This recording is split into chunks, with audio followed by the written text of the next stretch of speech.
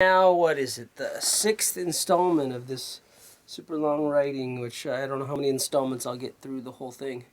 It's now midnight in Japan, so I'm not going to go too late on this. Here's where we left off last time.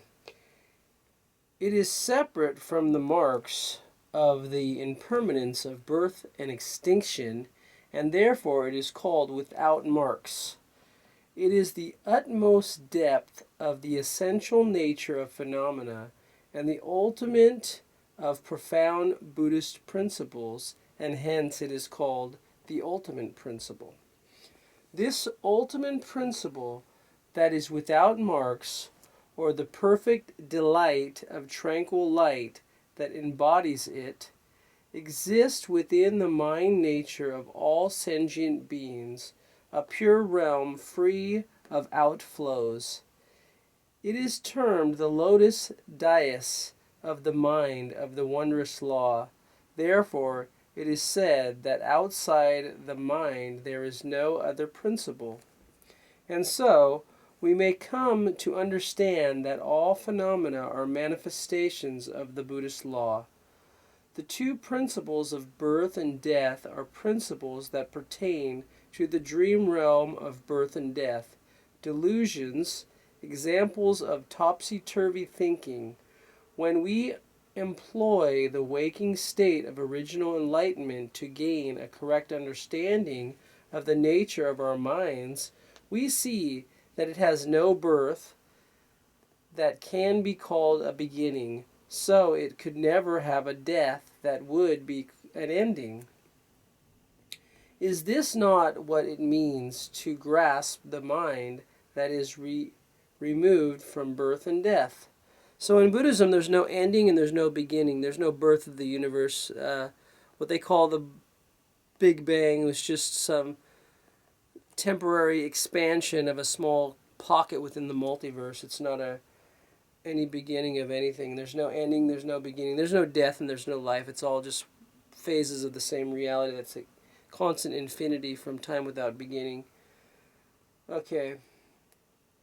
This mind is not burned in the fires of the end of a kalpa, is not destroyed by the disaster of floods, cannot be severed with a sword or pierced with an arrow. One may put it inside a mustard seed, and the mustard seed will not be stretched, nor will the mind be cramped thereby. One may put it in the vast heavens, and the heavens will not be too broad for it, nor the mind too narrow to fill them.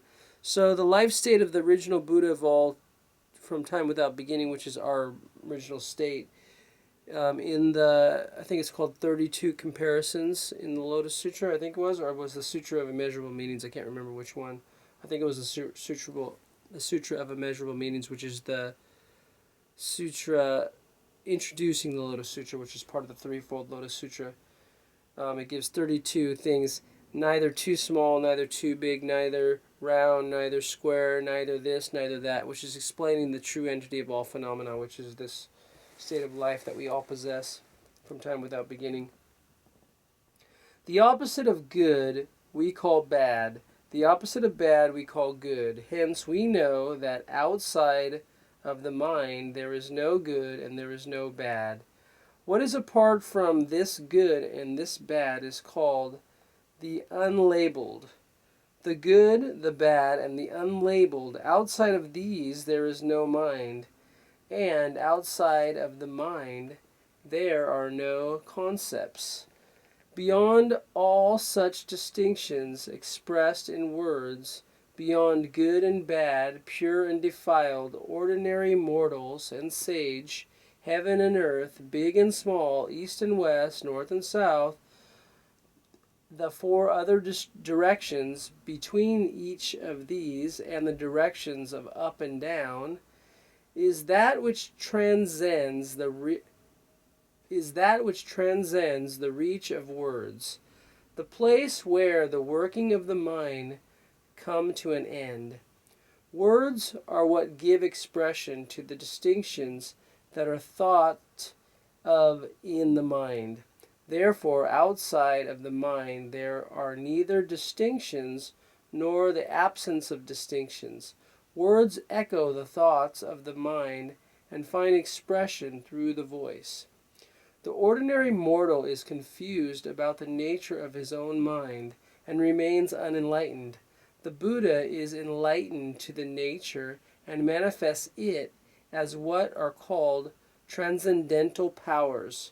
Transcendental powers means the power of the spirit to penetrate all phenomena without hindrance.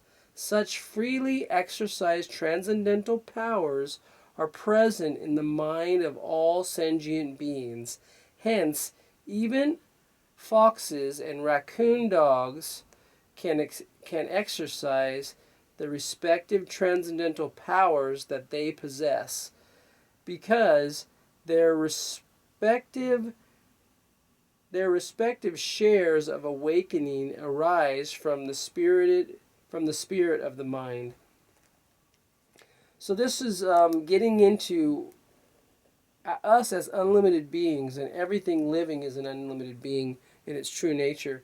So we all have the transcendental power.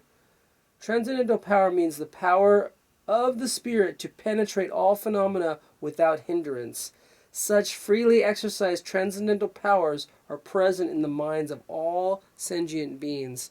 What that means is consciousness is a force that goes against the laws of, or actually transcends the laws of karma and this reality. All the mutable, how should we call it, the immutable laws of science are all actually mutable within the law of consciousness. So the law of consciousness, or our true nature, our true consciousness, will penetrate all the laws of science and can transcend anything.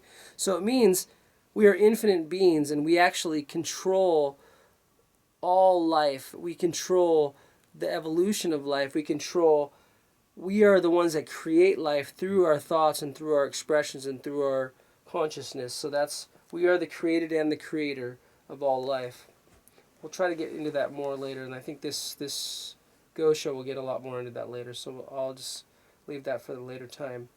From this single element of mind spring all the various lands and environmental conditions. The sacred teachings of the Buddha's lifetime are devoted to explaining this principle.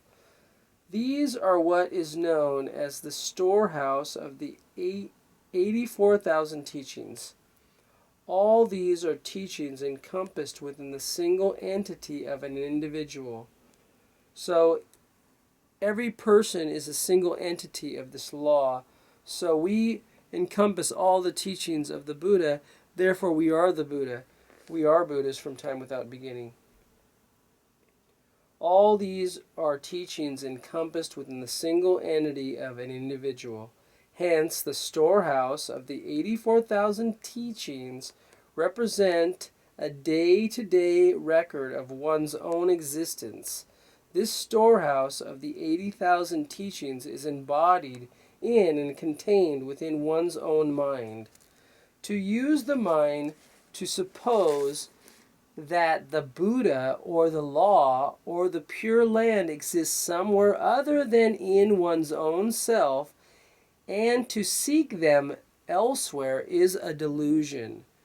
So what this is saying is, if we seek anything outside of ourselves, whether we seek the Gohonzon, whether we seek the true Buddha, whether we seek the historical Buddha, or any other thing, we are deluded, because everything is possessed within our own life. Okay, so this is saying we are all Buddhas. When the mind encounters good or bad causes, it creates and puts forth the aspect of good and bad. As the Flower Garland Sutra says, the mind is like a skilled painter who creates various forms made up of the 5 components. Thus, of all the phenomena throughout the entire world, there is not a single one that is not created by the mind. So we actually live in a holographic matrix of reality. We think it's real. We think all this stuff. This copy machine sure seems like it's real. This wood on this bed sure seems like it's real. This shirt made of cotton or whatever fiber it's made of sure seems like it's real. But it's just actually just a swirling pattern of energy that is just actually a hologram. You can read the book called The Holographic Universe and kind of gets more into that. But science is slowly discovering what Buddhism has always said all along, that actually all reality is just a projection of the mind. So once we change our mind and we understand that our mind is at the true essence of all phenomena, is a true aspect of all phenomena, we can change our thinking and transform everything, whether it's sickness, whether it's... I work with clients all over the world and I do energy healing, and some Buddhist online put some post about what does he think he is? He's a healer. No, I'm actually a Buddha from time without beginning, as this Gosha says, and I have the transcendental powers to penetrate all phenomena. So I can cure people's sickness. I can do whatever Jesus was said to do, which is just another enlightened being like I am. And I do that on a daily basis. So I work with clients all over the world who have all kinds of so-called sicknesses, which is just really a projection of their mind. And once I deal with the mind aspect, I can transcend those things for them, help them transcend them. Okay, where did I just leave off? Oh, right here. When the mind encounters good or bad causes, it creates and puts forth the aspect of good and bad. So good and bad is just a relative term of our own projection of our mind. So there's really no distinctions between good and bad. Because once you become enlightened, you start doing everything that works within your life and everyone else's life for good. There can't be any bad. And it gets more into that later. I don't know if I'll get to that tonight, but it's in this Gosha. It's coming up, so please stay tuned. The mind is like a skilled painter who creates various forms made up of the 5 components. Thus, of all the phenomena throughout the entire world, there is not a single one that is not created by the mind. That's where I left off. Okay. The Buddha is the same in nature as the mind, and living beings are the same in nature as the Buddha. In the threefold world, there is only this single mind. Outside of this mind, there is no other phenomena that exists. The mind, the Buddha, and the living beings. These 3 are without distinctions. That means there's no difference, no distinctions, because we are all equal. And the Immeasurable Meaning Sutra says, the Immeasurable Meaning was the first of the threefold Lotus Sutra, from the single law that is without marks, that is devoid of marks, are born immeasurable meanings. This single law that is without marks, this is devoid of marks, is the mind that is present in each instant of thought in all living beings. The words and phrases of the Lotus Sutra comments on this, quote, "It does not have the marks of impermanence characterized by birth and extinction, and hence it is said to be without marks. It is removed from the marks of the nirvana of remainder and the nirvana of no remainder, expounded in the 3 vehicle teaching, and hence it is said to be devoid of marks."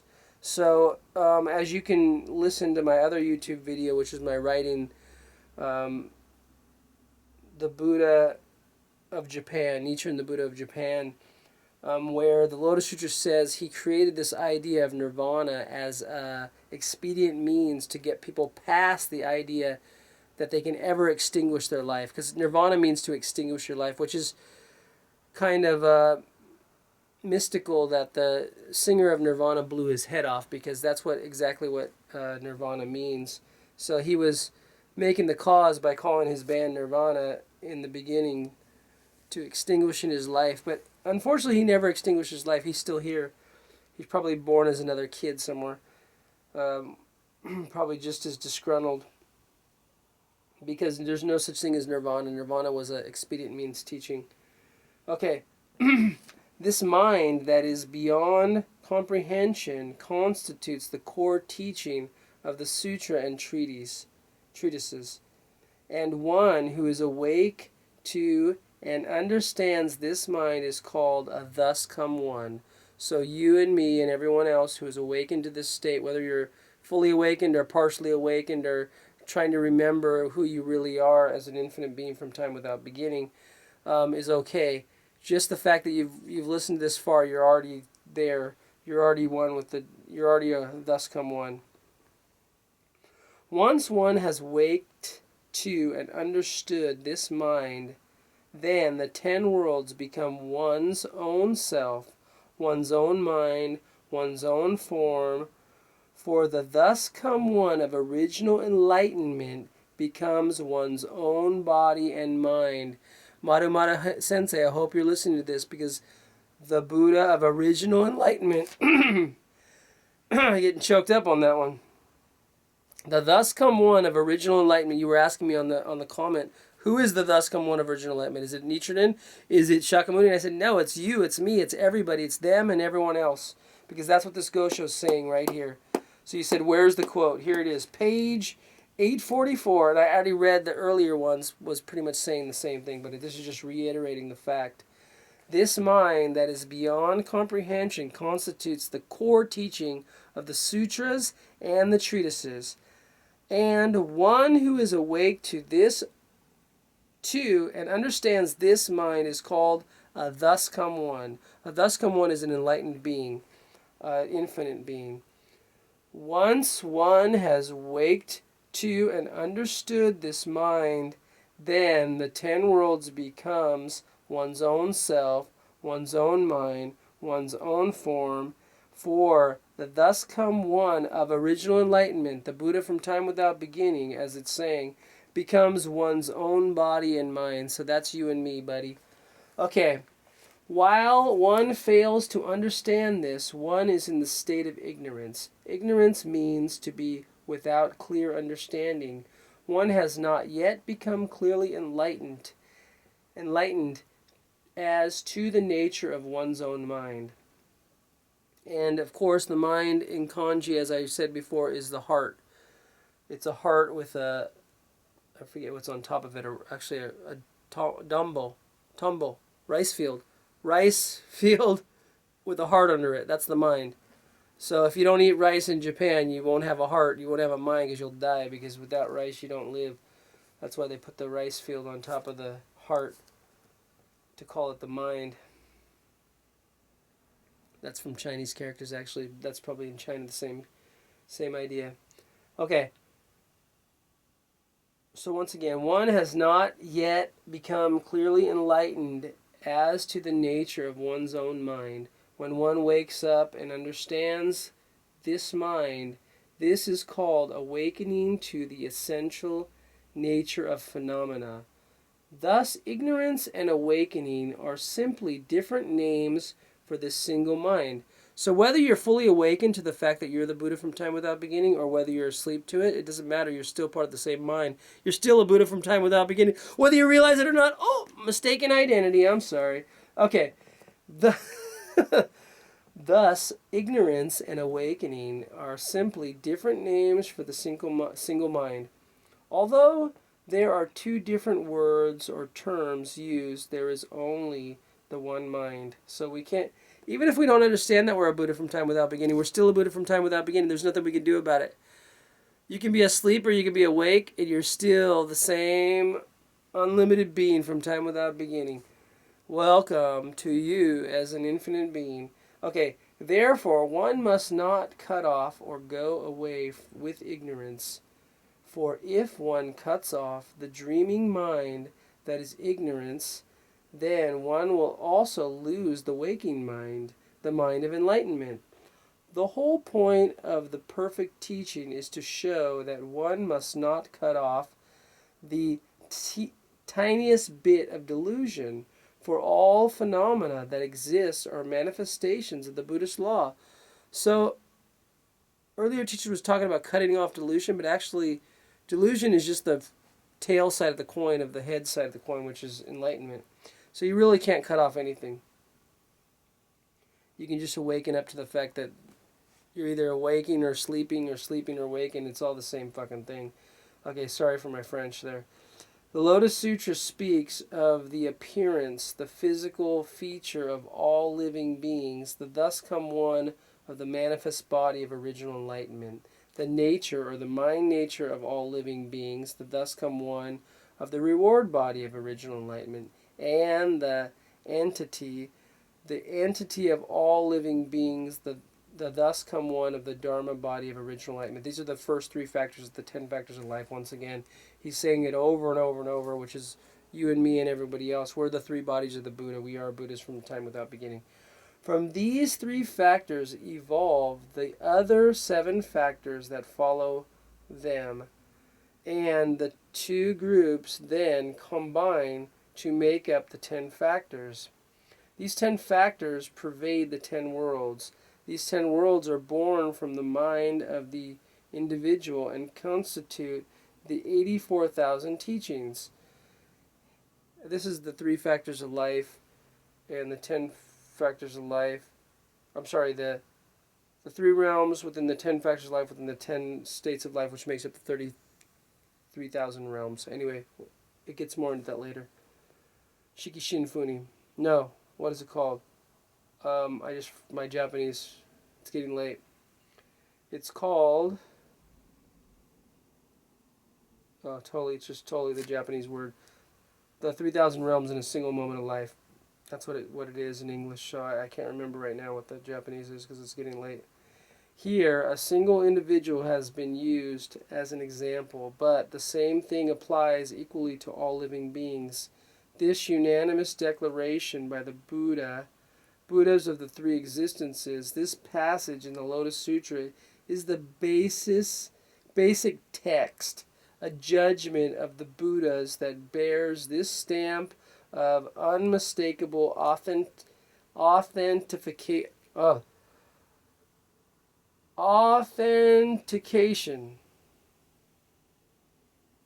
hope I'm saying that word right. Authentication, yeah. Authentication, that's what it says here. Okay, so this is why this is called the unanimous declarations of the Buddhas, and the whole title, once again, will say it, the unanimous declaration by the Buddhas of the 3 existences regarding the classification of teaching and which are to be abandoned and which upheld.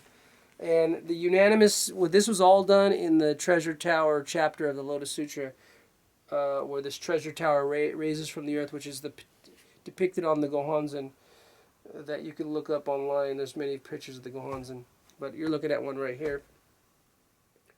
And you're one right now. If you look in the mirror, you'll see you're a Gohonzon too. You're that amazing infinite being from time without beginning, raising from the earth as this big treasure tower with all the factors of life in there.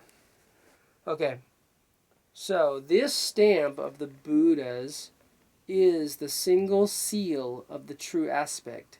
Seal is another term for stamp. So, honko in Japanese, seal, stamp.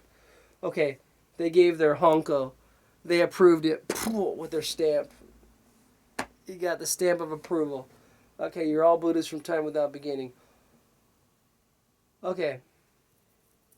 All the other sutras lack the seal of the true aspect. So in the second, we do it in the morning and evening. We do the 2nd and 16th chapter of the Lotus Sutra parts reading. The true aspect of all phenomena can only be understood and shared between Buddhas. It is appearance, nature, entity, form, all those different things that is the 10 factors of life. That is the seal of approval he's saying here. All the other sutras lack the seal of the true aspect, and hence they cannot function as the basic texts. They lack any true Buddha, and because they lack a true Buddha, they are texts pertaining to a dream world. They are not to be found in the Pure Lands. So, the Pure Lands is another way of saying your enlightened state of life. It's not a place, it's actually a state of life. Though the 10 worlds are 10 in number, the 10 factors are all one. For example, though the moons reflected in different bodies of water are countless in number. So the moon, when it's reflecting down, it's reflecting off rivers, it's reflecting off pools in the backyard of rich people who have pools in their backyard. It's reflecting off oceans, it's reflecting off of streams, it's reflecting off of lakes, it's reflecting off of ponds. It's all the same reflection of the moon. So, it's just like the 10 factors of life. Okay. So, the moon up in the sky is only one. The 10 factors as they pertain to the 9 worlds are 10 factors in a dream world. They are like the moon reflected in the bodies of water, but the 10 factors of the world of Buddhahood are the 10 factors of the waking state of original enlightenment. They are like the moon up in the sky. So only the state of the original enlightenment is the actual true moon in the sky. All the reflections are all the other 9 worlds of delusion. And only when you realize you're a true Buddha from time without beginning are you really practicing Buddhism. If you're not, you don't realize that, and you're praying to some Buddha outside of you, then you're not practicing Buddhism. If you're praying to some scroll and thinking that it's anywhere better than you and it's not your life, you're not practicing true Buddhism. So only when you're looking at the scroll and you're realizing it's a mirror of your own life, and you're praying to actually the reflection of your own life as the real true object of devotion, which is your life, then you're not practicing true Buddhism, according to this sutra, this Gosho and many other Gosho, which I'll maybe read later. For this reason, when the 10 factors that pertain to one realm, the world of Buddhahood, become manifest, then the 10 factors pertaining to the 9 worlds, factors that are like the moons in the water, will without exception all become manifest at the same moment. The whole will constitute the entity of its function, the essence and its activity that come together within the single entity of Buddhahood.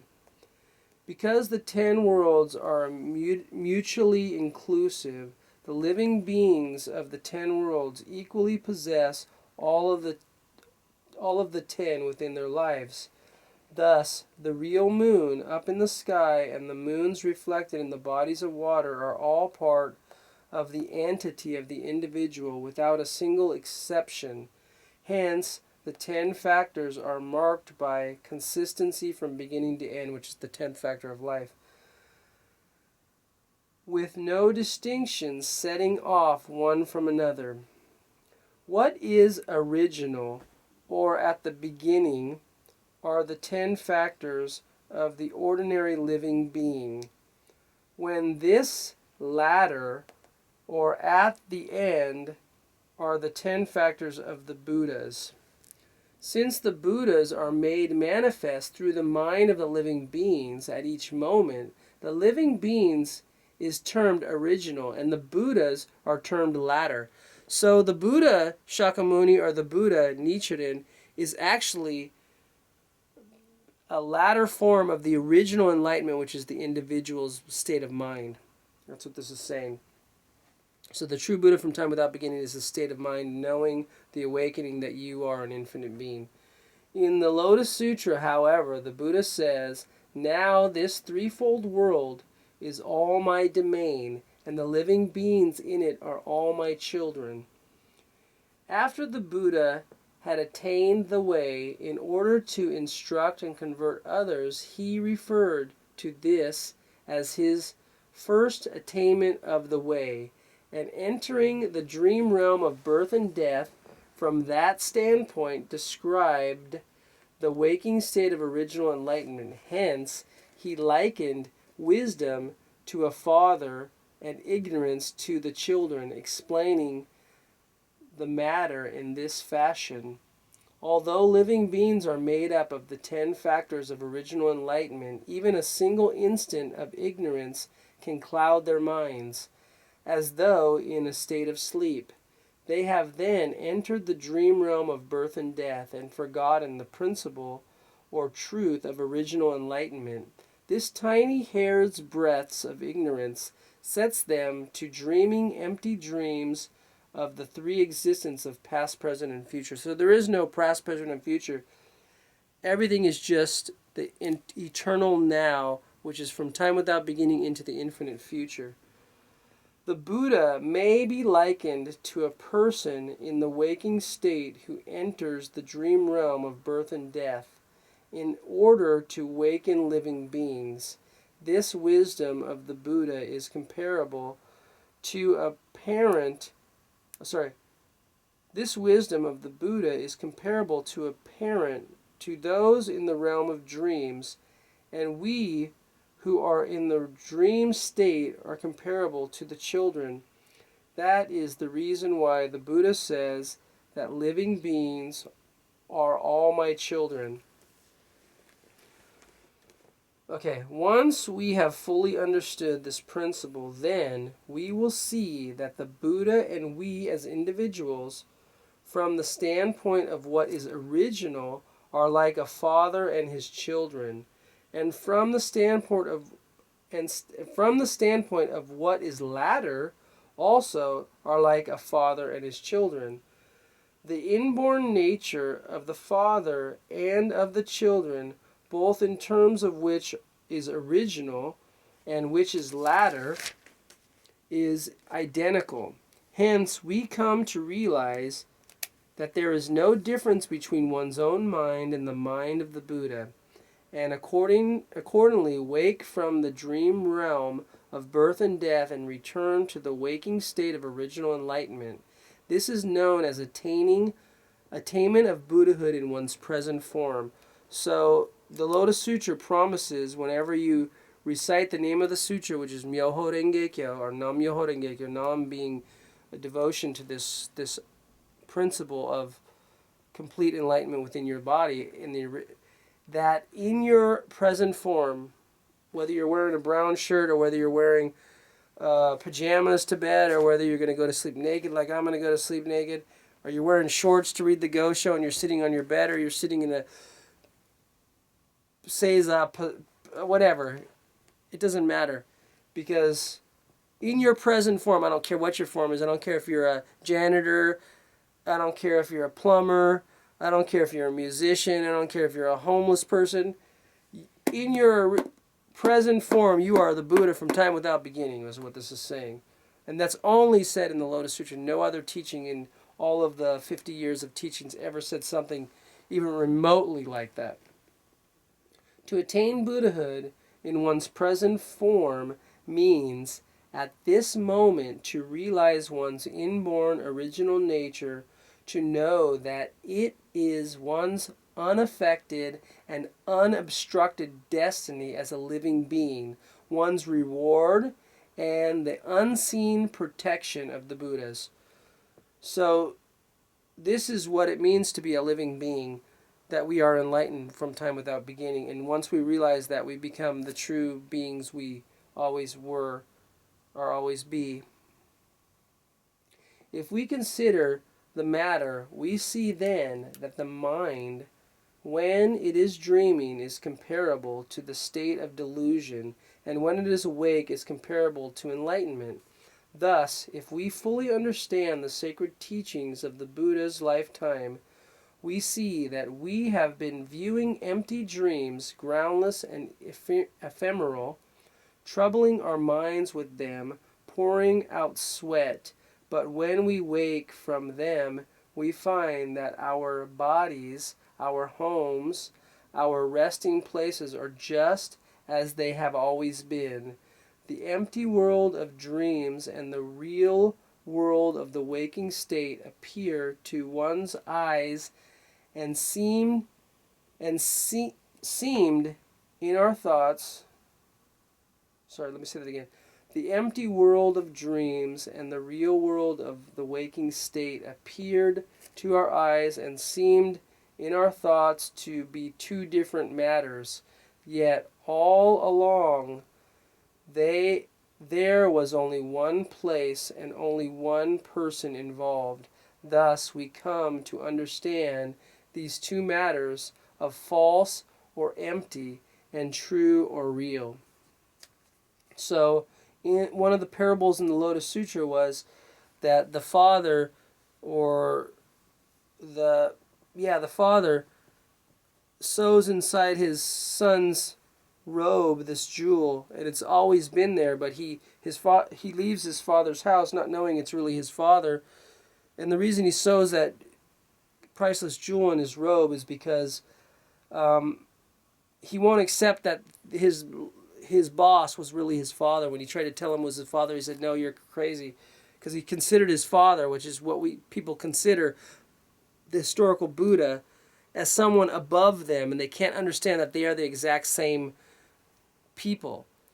So this is what the Buddha was predicting in the Lotus Sutra would happen after the Lotus Sutra was preached in the latter day of the law. People would be so deluded that they would think that somehow their father, which is identical to them because they are once again going to be reborn as a father or a mother, or it's all a state of just constant regeneration.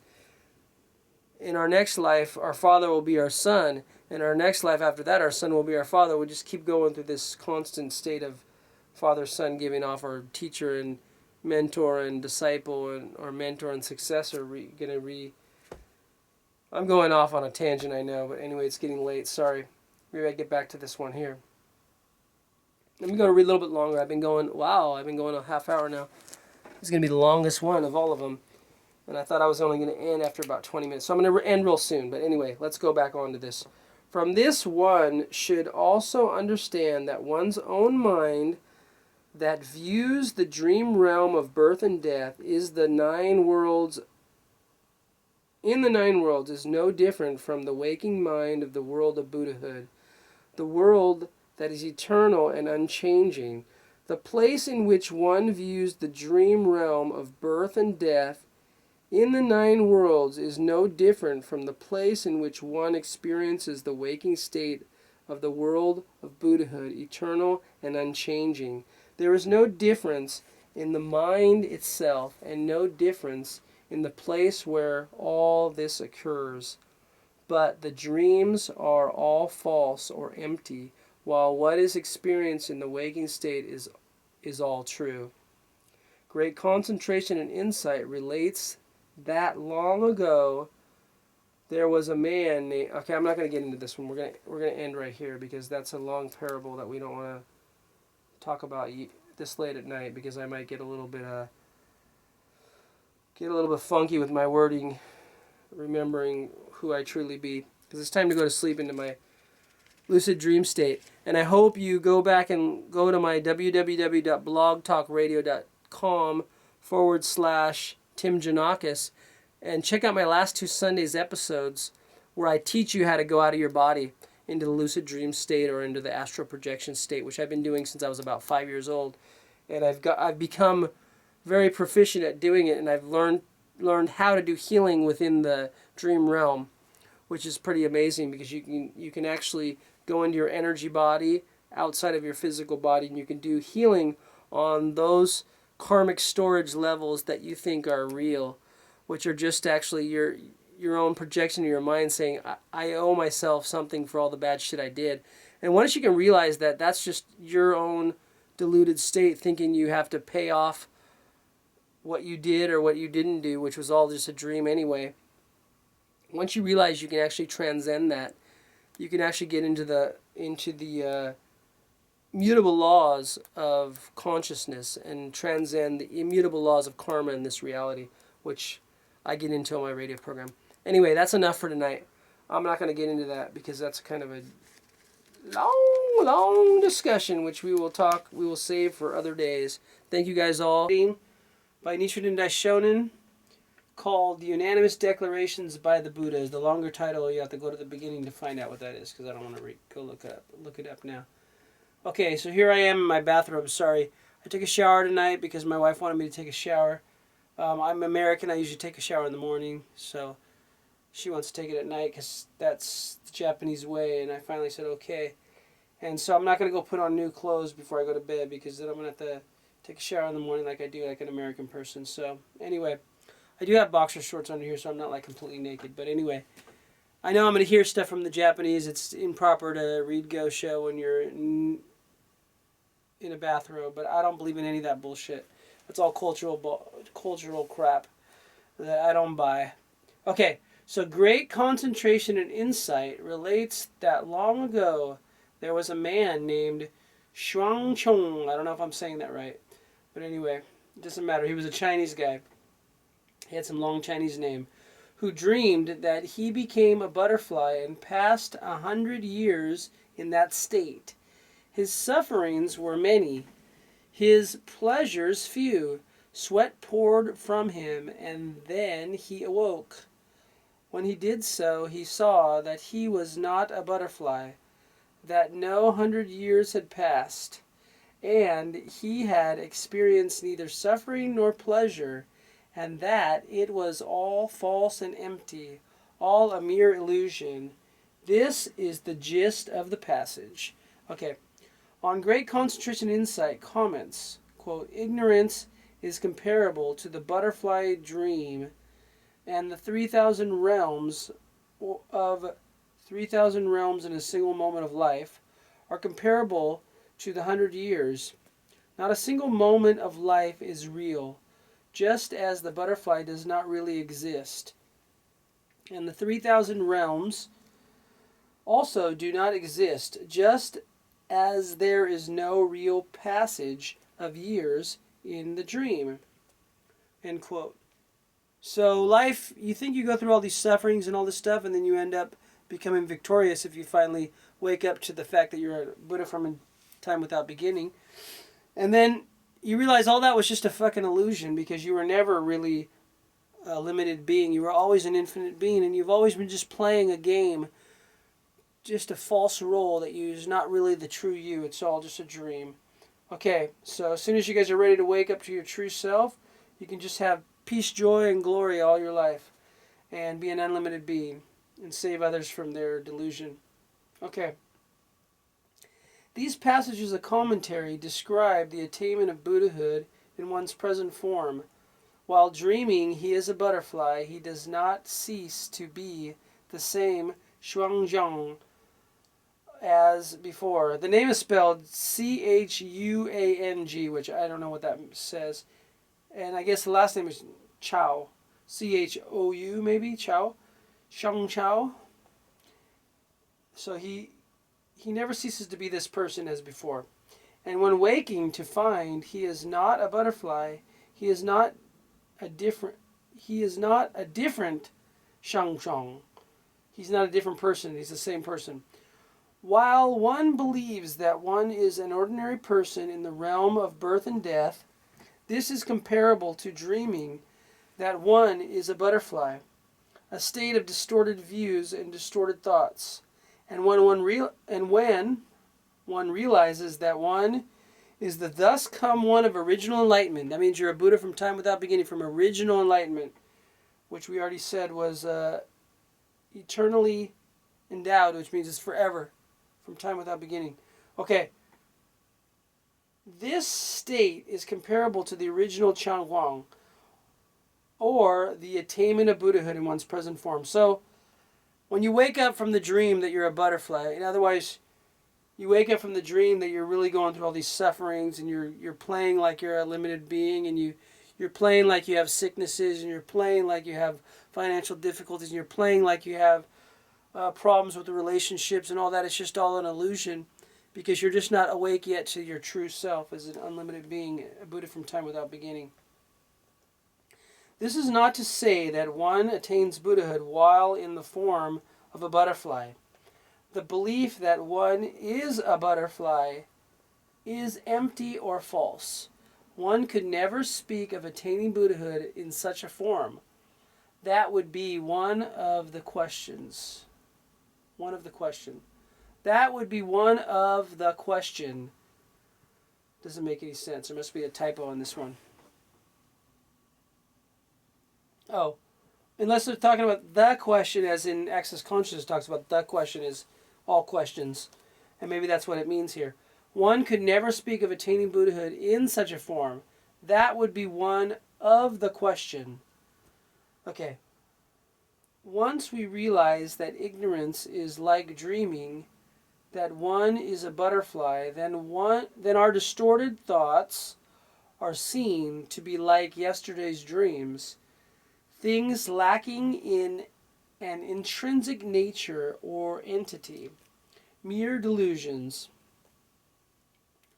Who would ever put faith in the empty dream of the realm of birth and death and harbor doubt about the Buddha nature or nirvana that is eternal and unchanging? Okay.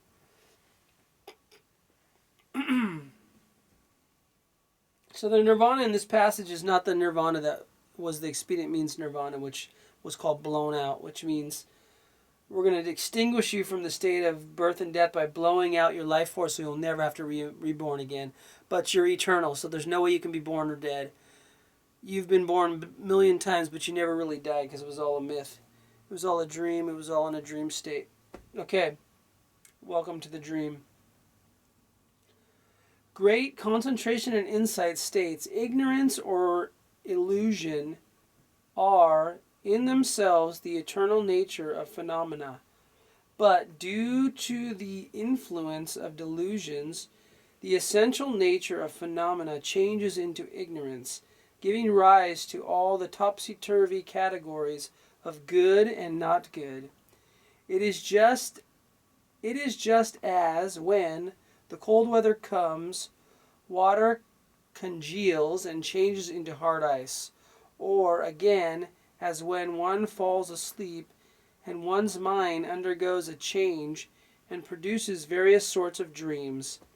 Now, these various topsy-turvy views are all part of the essential nature of phenomena, something to be understood as not identical with it, and yet not different from it either.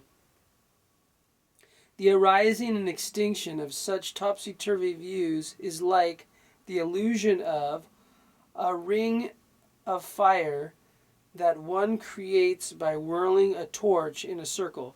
So if you wheel a torch in a circle, you'll see the illusion of a ring of fire, but it's not really a ring of fire. It's just optical illusion because you're not seeing time stand still because it can't stand still.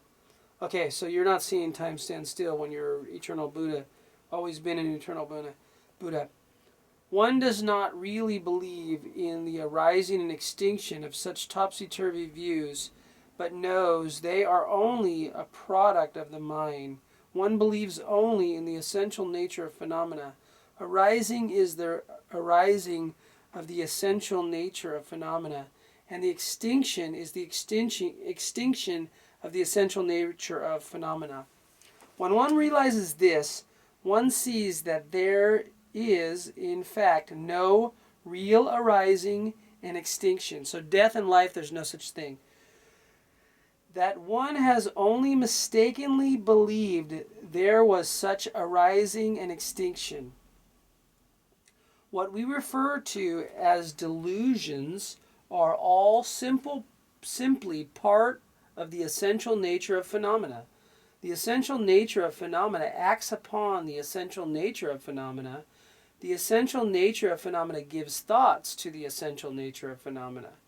It is the essential nature of phenomena throughout.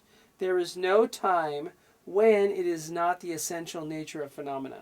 So everything is essentially a Buddha from time without beginning because it's the true aspect of all phenomena, or the 10 factors of life. As we see from this passage, there is never an instant when the essential nature of phenomena ceases to exist. To fail to understand this principle and instead give way to the belief that the manifestation of ignorance, such as the dream of a butterfly, are real in nature is to be led astray. The ninth volume of the Great Concentration and Insight states, quote, "The example is for example, it is comparable to the phenomena of sleep that comes over the mind, so that in one instant of thought, the mind dreams of countless different worldly affairs. With regard to tranquil extinction, the essential truth of things, can there be any question of an order of precedence? All living beings are in the state of great nirvana. There is no question of any further extinction. So how could there be any question of precedence, of higher or lower, of greater or smaller? This state is the birthlessness of the birthless, and hence cannot be explained in words. But because it involves causes and conditions, which are those are one of the 10 factors, causes and conditions, it can, in a certain sense, be explained. The first 10 links in the 12-link chain of causation constitutes a cause for the salvation of living beings. But explaining the various stages of this process is like painting a picture or planting a tree in the empty air, no more than an expedient means adopted in an attempt at explanation, end quote.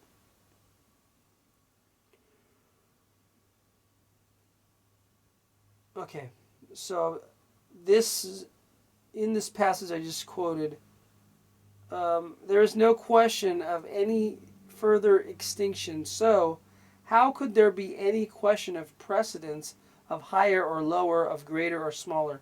So this idea that there's a Daigohonzan and a regular Gohonzan, or there's a Daishonin and a regular Shonin, or there's a true Buddha and a not true Buddha, and a bigger Buddha or a smaller Buddha, or anything like that. Those are all distinctions, and the true Buddha is without distinctions, which is you and me. Okay, the essential being and the environment of the 10 worlds are the Buddha of the Dharma body, one who possesses the virtue of the 3 bodies in a single entity. The 3 bodies of the Buddha, or the 3 factors of life, the first 3 factors: appearance, nature, and entity. Once one has understood this, one will fully realize that all phenomena are the Buddhist law. This is known as the stage of hearing the name and words of the truth. From the stage of hearing the name and words of the truth, one proceeds directly to the attainment of Buddhahood in one's present form. Thus, in the teaching of the perfect and immediate enlightenment, there are no successive stages of practice. So all the early Buddhist stages of Buddhism talks about stages of practice as you go through millions of lifetimes of reincarnations before you become enlightened. But that was all an expedient means, as explained in the final teachings. And that's exactly what this is saying. There's no stages, because everyone in their true essence is a Buddha from time without beginning. You're already there. Whether you're awake to it or you're asleep to it doesn't matter, because that's still part of the essential nature of life, that you are a Buddha. Okay.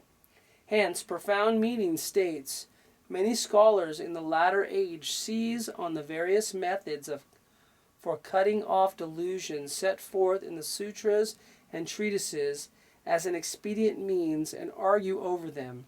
But as in the case with water, how can you tell whether it is cold or not unless you drink some? Shakyamuni states the opinion. Oh, I said Shakyamuni and I'm looking at Tiantai. How Shakyamuni came into my mind, I don't know. Sorry, misquote. Tiantai states the opinion. So Tiantai is the founder of Tendai sect. That's what it's called in Japan. But Tiantai was actually the name of the mountain where he had his monastery in China. His real name is Chi, or there's many other honorific names he had, but they named him after the mountains, Tiantai Mountains. Okay, because that's where he had his monastery. So he states, the order in which the different stages of religious practice proceed is set forth in the Benevolent King and Jeweled Necklace Sutras, and the higher and lower degrees to which delusions can be cut off are described in the Larger Wisdom Sutra and the Treatise on the Great Perfection of Wisdom. End quote. The Benevolent King's Jeweled Necklace and Larger Wisdom Sutras and Great Perfection of Wisdom are all sutras and treatises that belong to the 8 teachings that precede the Lotus Sutra. The religious practices set forth in the provisional teachings require countless kalpas in order to be carried out stage by stage, and hence these texts describe these successive stages. But the Lotus Sutra presents the perfect teaching that transcends the 8 teachings, a type of immediate enlightenment to be quickly achieved.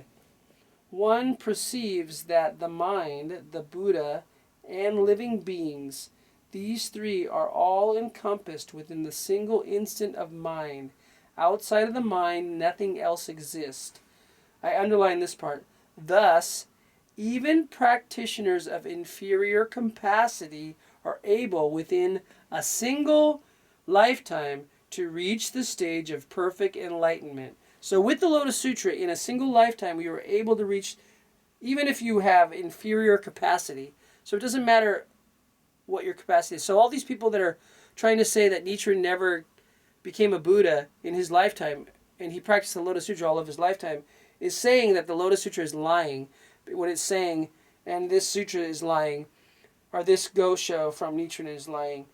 And this is actually, in this Gosho, it's all based on the writings of his predecessors like Tiantai and Dengyo, who said the very same thing. So it says, but Nichiren, Shu, believers believe Nichiren, I wrote this in my note, didn't even reach enlightenment in his life. So that's pretty crazy. The one and the many are mutually identical, and hence one stage of religious practice includes within it all stages of practice, and thus one may reach enlightenment within a single lifetime. If even persons of inferior capacity are able to do so, how much more so then in the case of those of middling capacity or those of superior capacity, like Nichiren. Outside of the true aspect, there is no other thing that exists, and the true aspect knows nothing of stages or degrees. Hence, there is no such thing as a stage of religious practice. So everyone who thinks I'm in a stage of religious practice where someday I'm going to be I'm going to be enlightened to the enlightenment of the Buddha, is not practicing Nichiren Buddhism, because Nichiren Buddhism is basically this Gosho and all the other Goshos like this, which I'll read in the future hopefully. But this is just one that clearly puts it right out there. And those people in Nichiren Shu that think this is not written by Nichiren, okay, that's because you're not willing to know, perceive, and receive your true nature as a Buddha from time without beginning. And everything you're doing to deny that is you're denying that this is documentary proof. Whether Nichiren ever wrote it or not is completely insignificant. Just like whether people say Shakyamuni ever taught the Lotus Sutra, it really is completely meaningless.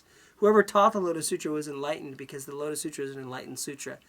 And whoever wrote this Gosho was enlightened because it's an enlightened Gosho.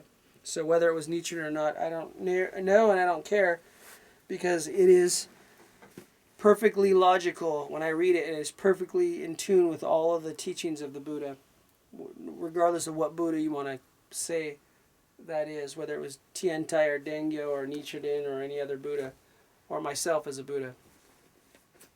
Okay, going on. I'm going to do a long one now because I've been kind of taking time off. Broadly speaking, the sacred teachings of the Buddha's lifetime represent a law or doctrine pertaining to the individual. One should thus strive to achieve a very clear understanding of one's own original entity as an individual.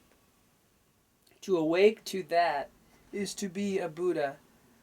To be confused about that is to be an ordinary living being. This is the message contained in the text of the Flower Garland Sutra. The Flower Garland Sutra was preached before the Lotus Sutra. I don't know how many years before, but anyway. The sixth volume of On the Great Concentration and Insight states, quote, one understands that everything that is contained within this body of ours is modeled after heaven and earth. Thus we see that the roundness of the head is patterned after the heavens. The squareness of the feet imitates the form of the earth. The empty spaces within the body correspond to the empty sky. The warmth of the belly is patterned on spring and summer. The firmness of the back is patterned on autumn and winter. The four major parts of the body imitate the 4 seasons. The 12 large joints imitate the 12 months. The 360 smaller joints imitate the 360 days of the year. This is based on a moon calendar, which has 360 days because it goes on the moon rise and moon whatever. It goes on the new moon is the new month. Okay, that's what month means, moon. Okay, the breath going in and out of the nose imitates the wind passing over the mountains, lakes, and stream valleys. The breath going in and out of the mouth imitates the wind in the open sky. The eyes correspond to the sun and the moon, and their opening and closing correspond to day and night. The hairs of the head are like the stars and constellations, the eyebrows like the stars of the Big Dipper, the veins like the rivers and streams, the bones like the rocks, the skin and flesh like the earth, and the body hairs like the thickets and groves of trees.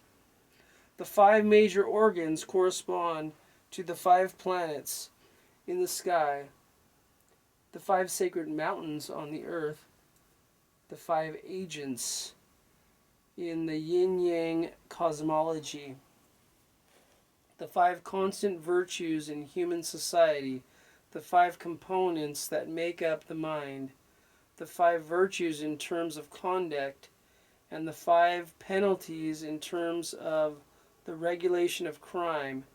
The 5 penalties are tattooing, amputation of the nose, amputation of the feet, castration, and the death penalty.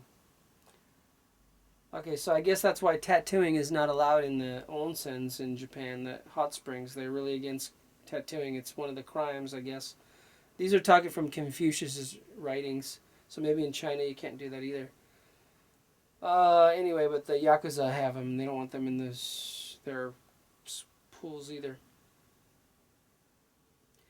These 5 penalties represent various kinds of injuries inflicted on the individual as a form of punishment. They amount in all to 3,000 types of punishment, but are summed up under the term 5 penalties. In terms of governors of the realm of heaven and earth, the 5 major organs correspond to the 5 offices. The 5 offices are discussed later on in Volume 8, where notes on the objects in nature is quoted. There are Changmang, some Chomang, K-O-U--MANG, some Chinese name, and the other deities, so it's some kind of deity. These ascend to the sky and become the 5 kinds of clouds, or undergo transformation to become the 5 kinds of dragons. The heart corresponds to the red bird of the south, the kidney to the black tortoise of the north, the liver to the green dragon of the east, the lungs to the white tiger of the west, and the spleen to the hooked stars.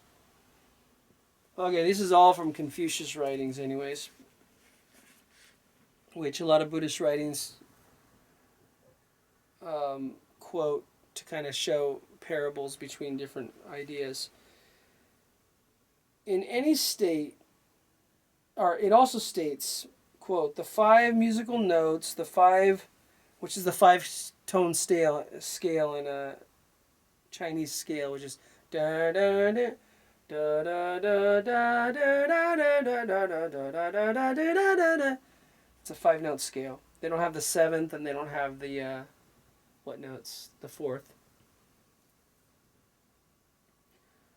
Okay, let's see. It also states the five musical notes, the five fields of study, the six arts all arise from the five major organs. And if we consider the correspondences as they apply to the domestic administration, we see that the mind of enlightenment within the individual is comparable to the great king who resides within 100 encircling walls. When he comes forth, he is flanked and guarded by the five offices. The lungs correspond to the minister of war, the liver to the minister of the interior, the spleen to the minister of the works, the four limbs to the general populace, while to the left is the supervisor of fate, and to the right the supervisor of records, to control and supervise the lifespan of the individual. The navel corresponds to the Lord of the great unity, and so forth. All of these correspond as clearly set forth in the teachings of the practice of meditation. Sorry, I need a drink. I'm going to stop soon. That's the end of that long quote from the writings of Nichiren, I think it is. Or Mialo. Which one? I can't remember. If we look carefully into the basic entity of the individual, we find it to be as just described. And to suppose that this diamond-hard, indestructible body is in fact a body belonging to the impermanent realm of birth and extinction is a form of distorted thinking comparable to Chang Chao's dreaming that he was a butterfly. This is what this passage of commentary is telling us. The five agents are earth, water, fire, wind, and space, or ku, or ether, is space. They are also referred to as the five elements, the five components, the five precepts, the five constant virtues, the five directions, the five kinds of wisdom, the five periods of teaching. It is simply that one single thing is explained in different ways in the various different sutras, or that the Buddhist texts and the non-Buddhist texts give different names to the various categories. Okay, I'm going to end pretty soon. If now we consult the Lotus Sutra, we find that it opens up and explains these five agents as the five aspects of Buddha nature. And the seed of the five wisdom thus come ones that are to be found in the lives of all living beings. They are thus equivalent to the five characters Myoho Renge Kyo. Myoho Renge Kyo is the title of the Lotus Sutra, the penultimate teaching before the Nirvana Sutra. Or actually, it's part of the threefold Lotus Sutra, which is preached before the Nirvana Sutra. Okay, so Myoho Renge Kyo is the five characters that represent all these five different categories of things, which are just described differently. I think this one, because I've underlined it in height, I've put stars next to it. This is where I'm going to end, because this is probably the most profound in what I've read today. These five characters are what make up the entity of the individual, and hence that entity exists eternally in its original state. It is the thus come one of original enlightenment. So, what this is saying is that we are the individual who is the thus come one of original enlightenment. So, Madhurayama Sensei, who said, who is the original Buddha from time without beginning? It says right here, it's the individual who practices the Lotus Sutra. That's you, me. Unless you're practicing the wrong sutra. But I think you're practicing the Lotus Sutra. You just haven't figured it out yet. Okay, this is what is explained in terms of the 10 factors of life. That which can only be understood and shared between Buddhas. This is my last quote. This is from that section. Bodhisattvas who have reached the stage in which there is no more regression, or people who have attained the highest stage in the two vehicles, know nothing whatsoever of this doctrine, but ordinary people who follow the teaching of perfect and immediate enlightenment understand this, even when only beginners in religious practice, and therefore they are able to attain Buddhahood in their present form, to enjoy the entity that is diamond hard and indestructible. Okay, so that's where I'm going to end, because this is pretty much it.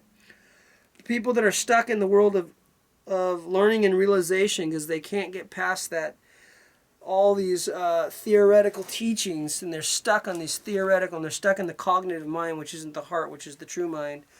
They can never figure out that they're the true Buddhas from time without beginning. They're trying to make distinctions and say, was it this guy, was it this guy, was it this Gohanzen, was it this Gohanzen, who's the true object of worship, who's all this? And they're all looking outside of themselves. And the Daishonin says in many goshas, if you seek this Gohanzen outside of yourself, you are practicing an inferior teaching, not Buddhism. So that's basically what this gosha is saying, the same thing. If you seek true enlightenment outside of yourself, you are not practicing Buddhism. You are practicing Christianity and calling it Buddhism, or some other inferior teaching that teaches that the Buddhas or enlightenment or God or something is outside of you, because there's nothing outside of you. You are the Buddha from time without beginning. You are God. You are infinite beings. And I'll be back with you for the rest of this gosha, because this gosha just keeps getting more incredible each time I read it. Okay. Okay, folks, here I am, ready for the 8th installment, I believe. Yes, it is 8th installment of the most incredible writing from Nichiren Daishonin. And if you missed the other ones, go back on YouTube. They're all there. Okay, I got a tea tonight, so when I start getting my throat's all weird all the time when I'm reading at night. So now I'll reading off where I left, starting off where I left off last time. Here we are, page 850. The writing once again is the Unanimous Declarations by the Buddhas by Nichiren Daishonin. And there's controversy whether this was ever written by Nichiren Daishonin, and I personally don't really care, because this is an incredible writing, whoever wrote it, and I know it's true to me, and it's true to probably everyone else who knows they're an infinite being. And that's all that's important. So rely on the law, not on the person, so it doesn't matter who wrote it. If it makes sense, and if it resonates with you, then it is true, and it is true because you are a Buddha from time without beginning, like it says. Okay, so here we go. Just taking out my little hair bands. Okay, here we go. Hence, it is perfectly clear that if heaven itself crumbles, then the body of the individual likewise will crumble.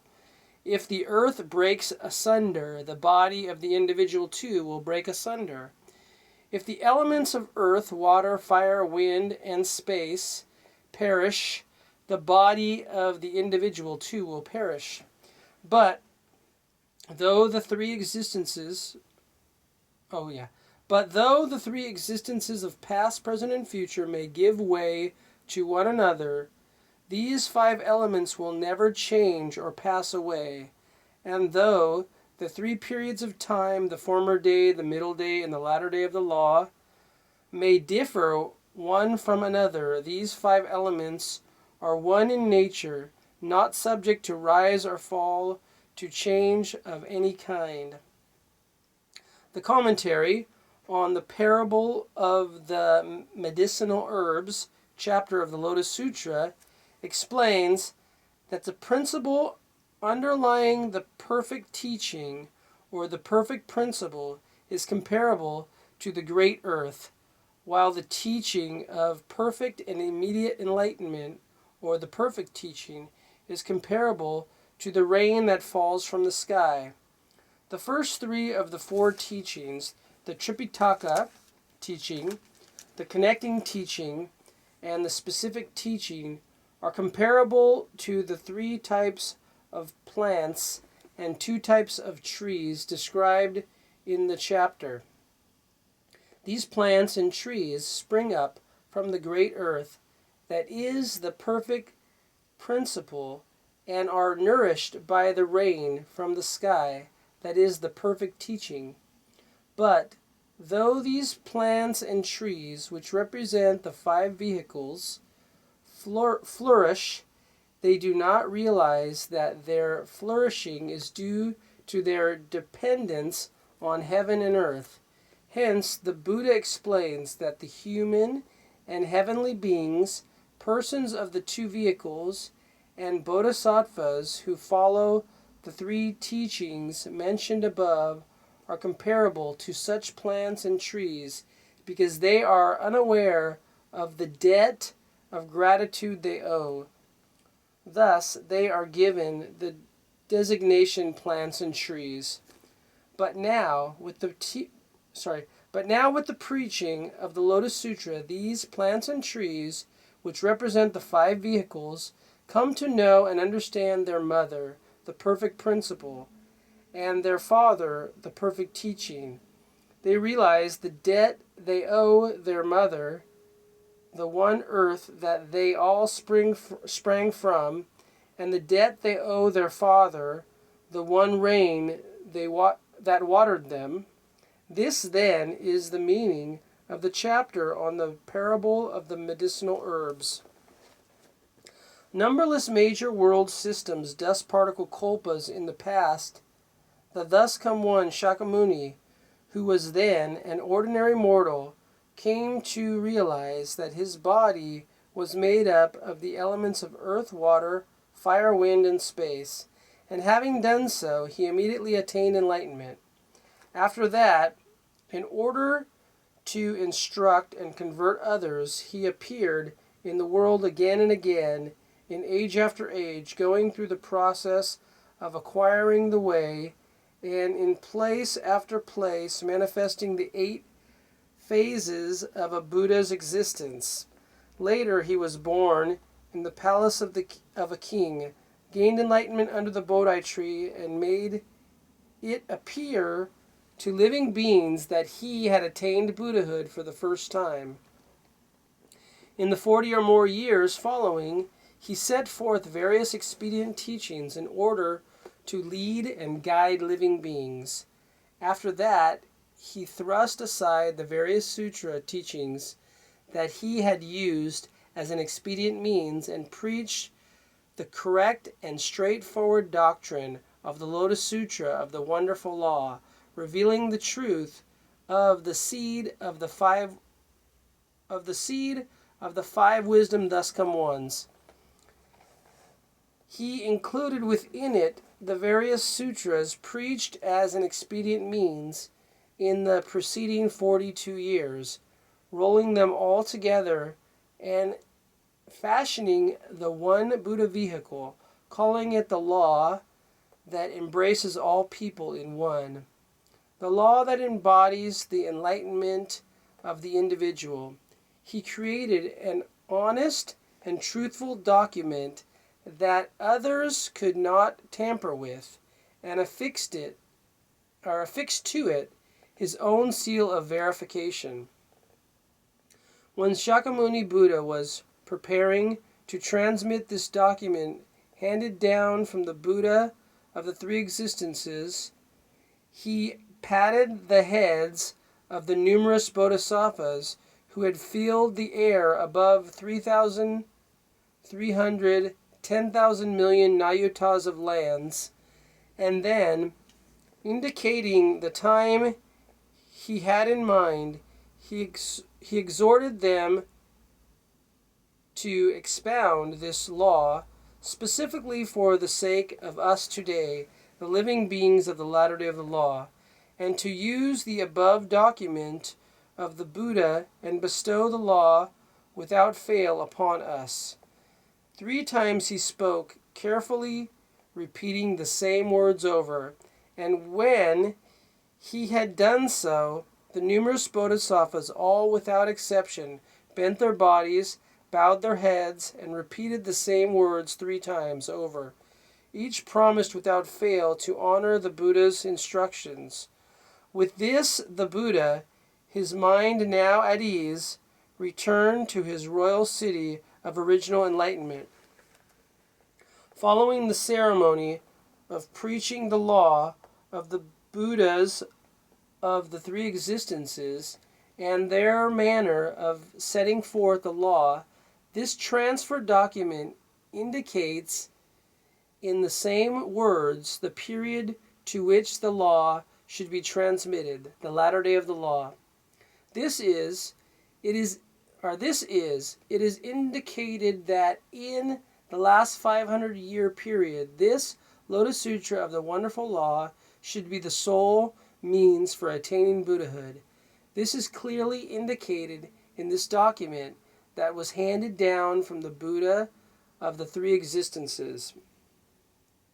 The Peaceful Practices chapter of the Lotus Sutra has described how, after the world has entered the latter day of the law, ordinary people who have just set their minds on the attainment of the way can, by practicing the Lotus Sutra, gain Buddhahood.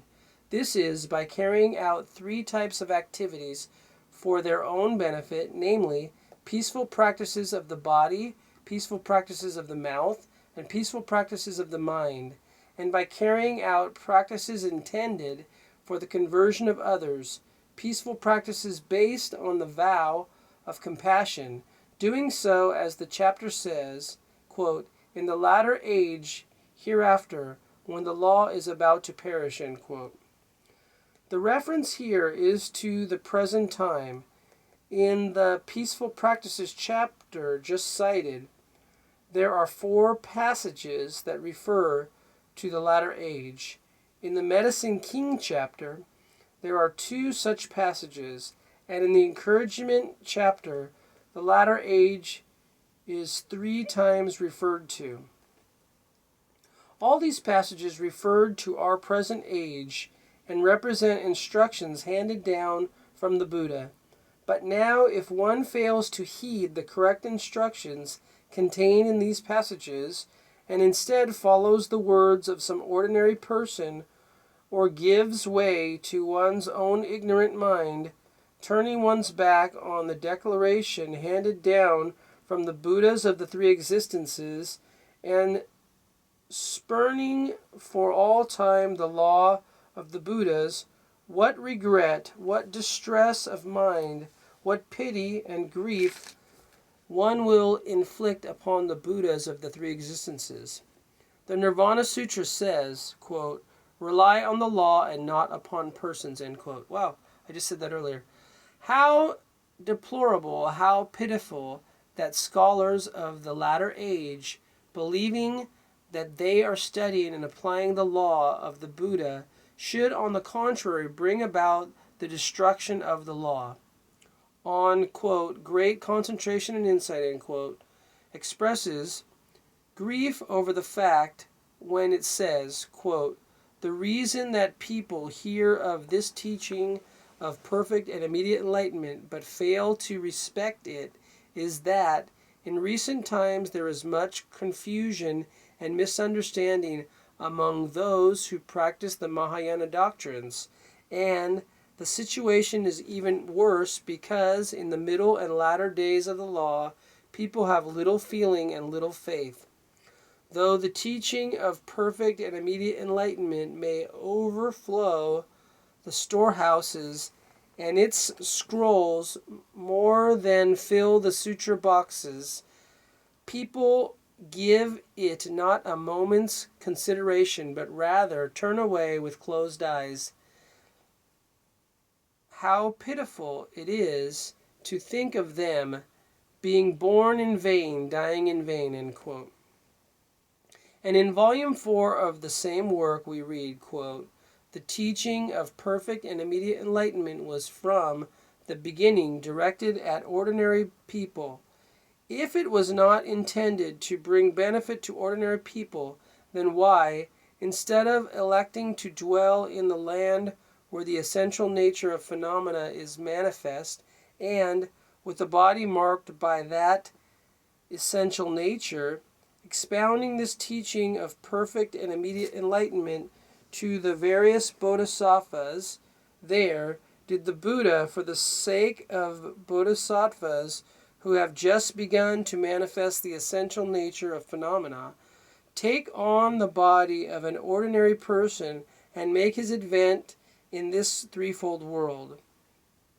He did so to show that the one mind of the Buddha nature is present within ordinary people and therefore can be cultivated by religious practice." End quote. In effect, then, we may say that when one comes to see that one's own mind is one with the body of the Buddha, then one quickly attains the state of Buddhahood. Hence, on Great Concentration and Insight says, quote, "Because all the various Buddhas have come to see that their own minds are no different from the Buddha mind, they have therefore been able to attain Buddhahood." End quote. This is what is known as observation of the mind. When one truly awakens to the fact that one's own mind and the Buddha mind are in fact one mind, then no evil karma can obstruct one when one's life comes to a close, and there will be no more deluded thoughts to detain one in the realm of birth and death. Okay, this next paragraph I underlined and starred. This is very important, so please take note. When one understands that all phenomena whatsoever are manifestations of the Buddhist law, then one does not need any, quote, good friends, end quote, to teach and instruct one. One thinks as one thinks, speaks as one speaks, acts as one acts, behaves as one behaves, and all one's 4 types of activities, walking, standing, sitting, lying down, all that one does is one with and in harmonious accord with the mind of the Buddha. One becomes a person who can act freely without error or obstacle. This is what is known as practice based on the Buddhist teaching that pertains to enlightenment. Okay, so that was the most important paragraph of what I read tonight so far. And I might end just at this point because I don't know how long I've been reading, but I read 1, 2, almost 3 pages, and that's enough probably just tonight. But anyway, I might read it again, this little paragraph. So this is so much aligned with what I'm studying right now in Access Consciousness, which is a way of getting you to know what you know. It's another healing modality. I do many healing modalities. But in Access Consciousness, they say, what if you've never done anything wrong? What if everything you thought you did wrong in this life or any other lifetime was just actually where you were not willing to be, know, perceive, and where that was right? Okay, that's kind of hard to take in. But what if, for example, I did something thinking I did something wrong? Okay, for example, I broke up with a girl and I broke her heart. And someone might think that's a bad thing to do. But actually, a lot of the things we do, we don't even know why we do them. We just do things sometimes. We think we're doing the wrong thing or we're doing the right thing. We always come to these judgments of right and wrong, which we covered earlier, that is, the Buddha is without distinctions of right or wrong. Because we just do and we be and we always are in rhythm with the cosmos if we are realizing we are a Buddha. So we can't do anything wrong as long as we're doing it from our heart. So even when we think we've done something wrong. Okay, for example, that person we broke up with, maybe because of that breakup, they are able to find the true person that they really fulfills them in their life. So one perspective is that was wrong to break up with them and break their heart. But then, from another perspective, they actually were able to accomplish what they wanted to accomplish or have more fulfillment in life by finding someone that's better for them. So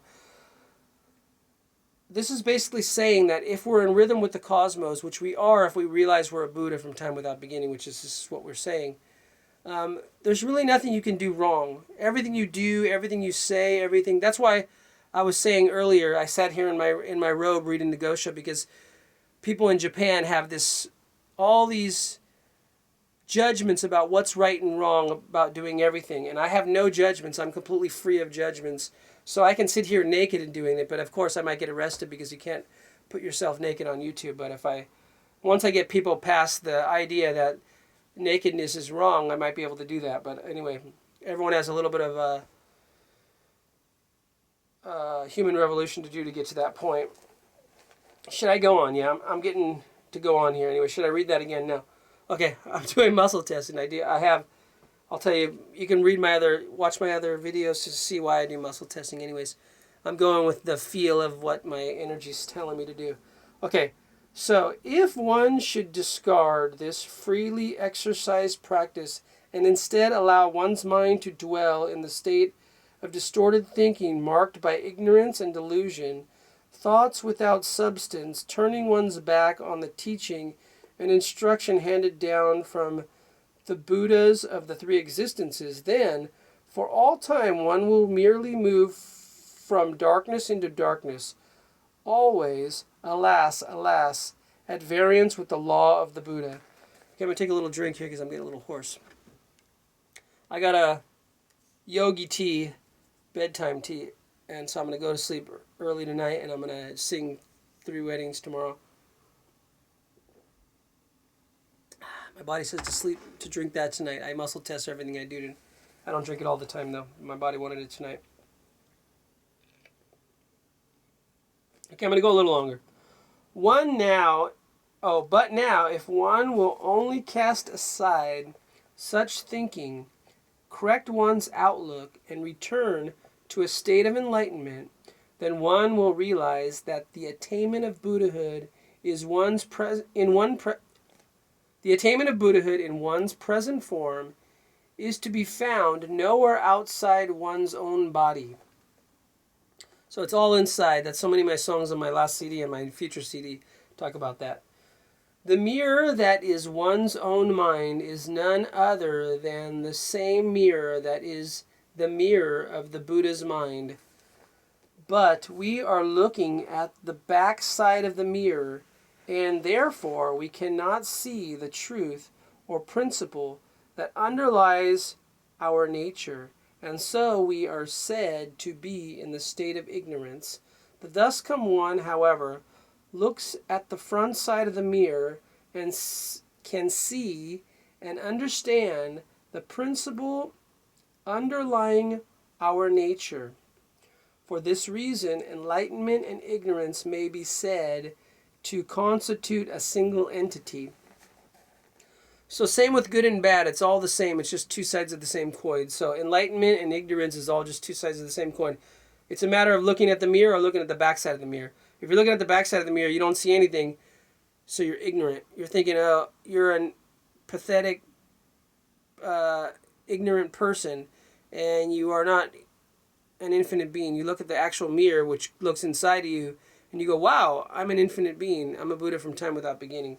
So it's just a matter of looking at the right side of the mirror, which is one is looking outside of you, saying there's something greater outside of you, whether it's a Gohonzon, whether it's a Buddha, whether it's a God, whether it's Jesus, or whatever you think is outside of you better than you, is the ignorant side of looking at the back of the mirror. When you turn the mirror around and you look at yourself, you go, wow, Nichiren, Buddha, the historical Buddha, Gautama, and God, which is just an invention of our minds, and Jesus and any other great figure is just a reflection of who we are, because we're the infinite beings from time without beginning. Okay, should I go on? Yes. The mirror is a single mirror, but depending upon whether one is looking at the front or the back of it, the distinction between enlightenment and darkness arises. The fact that the mirror has a backside does not constitute any interference to the front side, but depending upon which side of the mirror one is viewing, the distinctions between enlightenment and darkness is produced. This is known as the identity or the fusing and penetrating of two aspects of a single phenomena. So all phenomena has two aspects, which are the duality of good and evil, but they're all really relative to your own state of mind. Okay, and there's actually no judgment as a Buddha is, which is funny because Access Consciousness says consciousness is embraces everything and judges nothing. So that's kind of like what enlightenment is.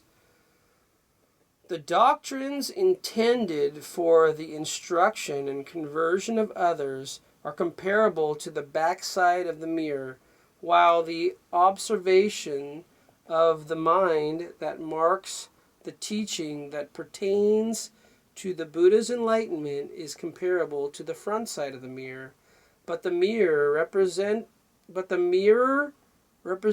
of the time when one is practicing the doctrine intended for the instruction and conversion of others, and the mirror representative of the time when one is practicing the doctrine pertaining to the Buddha's enlightenment, are one and the same mirror. In either case, the mirror of the nature of one's own mind.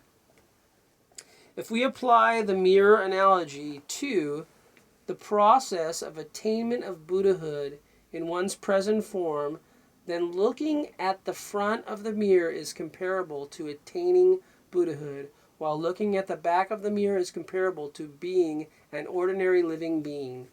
The fact that the mirror has a back side illustrates the point that there is no cutting off or elimination of the element of evil that is inherent in the nature of the individual, and the fact that when one faces the backside of the mirror, the power to reflect an image that is a virtue of the front side is inactive, illustrates the limited type of blessing obtained through the doctrines intended for the instruction and conversion of others.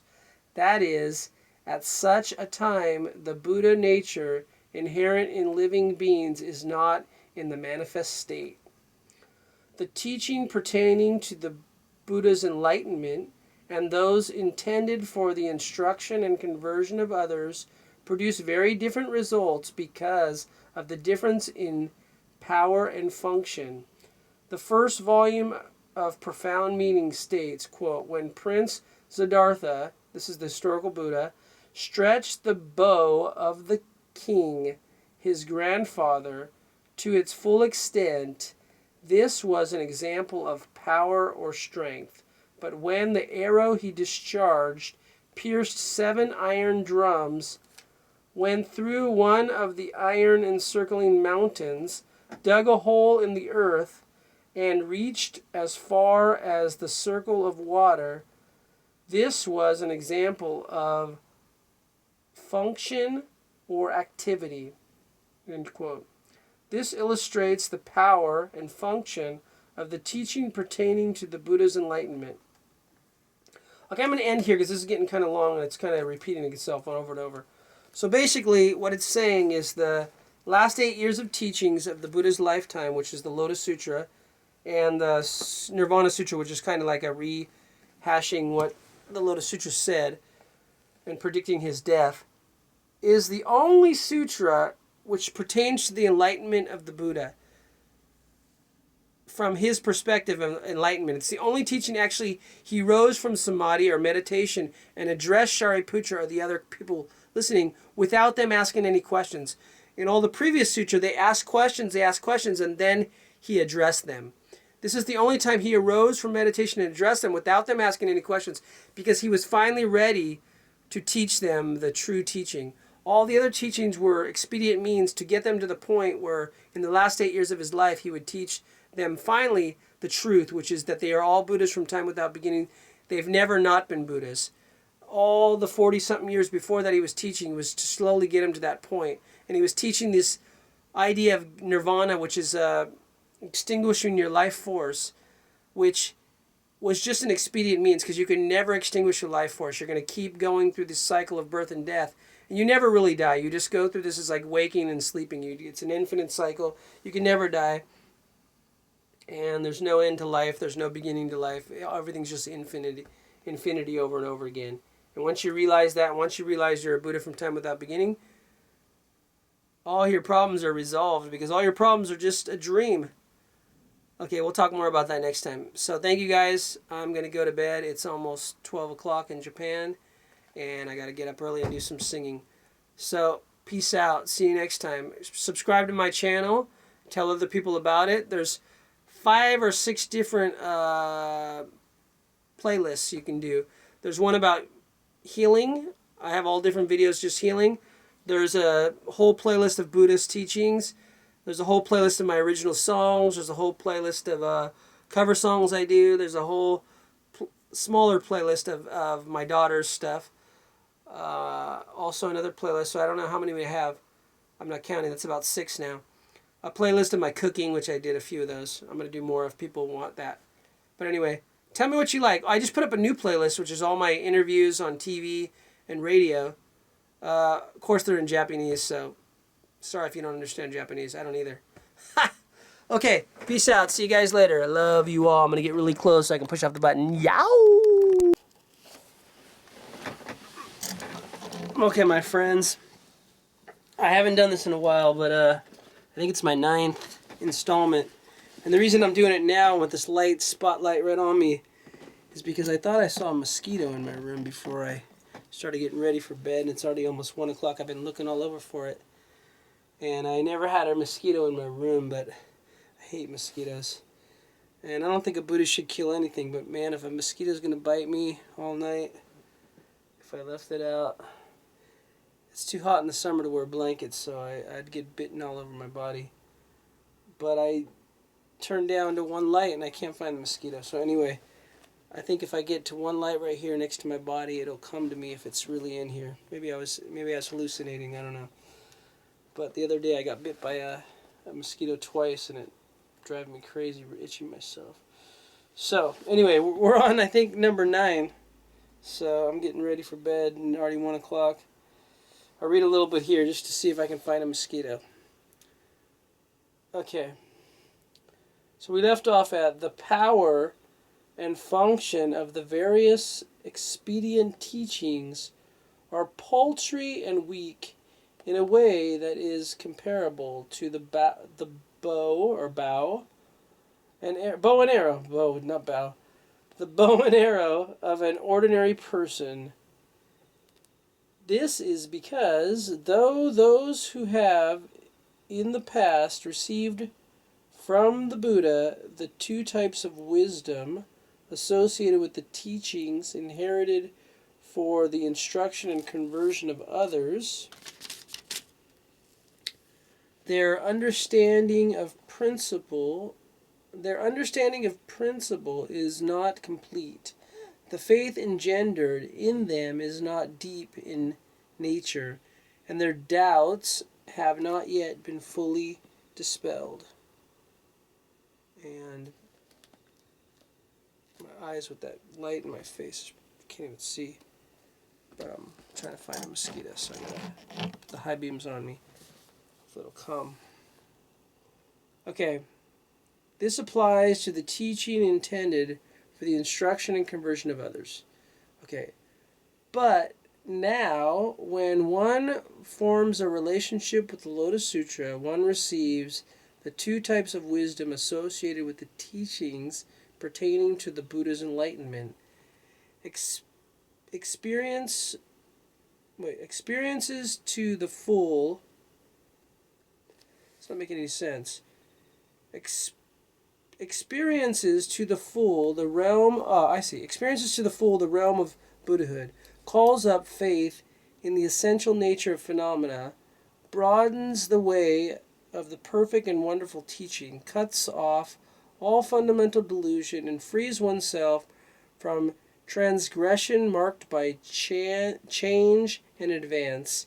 Not only do those bodhisattvas who have been able to carry out religious practices in their present bodily form and those who have done so, and also attained the realization of the non-birth and non-extinction of all phenomena, benefit from this, but those who have just begun to manifest the essential nature of phenomena, and who have done so and advanced to the higher stages of religious practices, likewise benefit from it. This practice is highly effective in spreading the teachings abroad and brings benefit that are widespread and profound.